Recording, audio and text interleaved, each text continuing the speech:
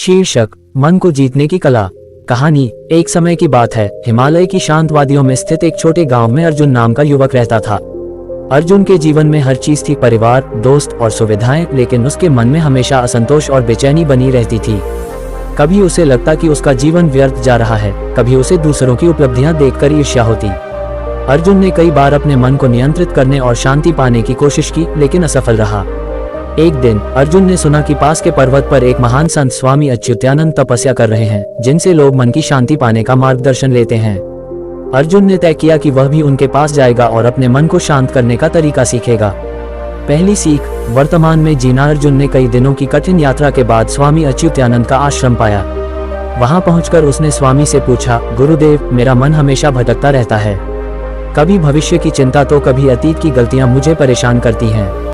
कृपया मुझे कोई उपाय बताइए जिससे मैं अपने मन को शांत कर सकूं।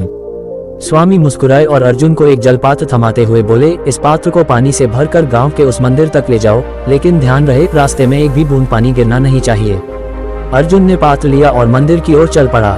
पूरे रास्ते उसका ध्यान केवल इस बात पर था कि पानी छलकने न पाए। वह धीरे धीरे, बेहद सावधानी से चला और मंदिर पहुंचकर सुरक्षित पात्र को वापस ले आया। स्वामी ने उससे पूछा, रास्ते में तुमने क्या महसूस किया? अर्जुन ने उत्तर दिया, मेरा पूरा ध्यान बस इस पात्र पर था।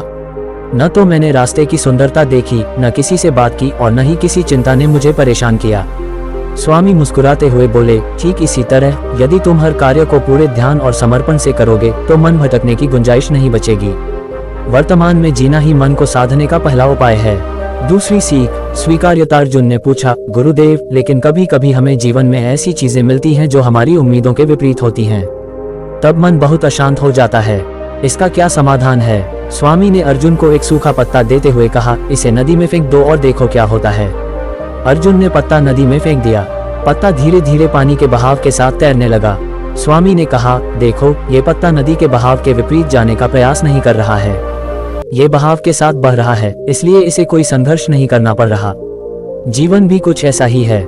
यदि हम परिस्थितियों को स्वीकारना सीख लें तो मन में शांति बनी रहती है।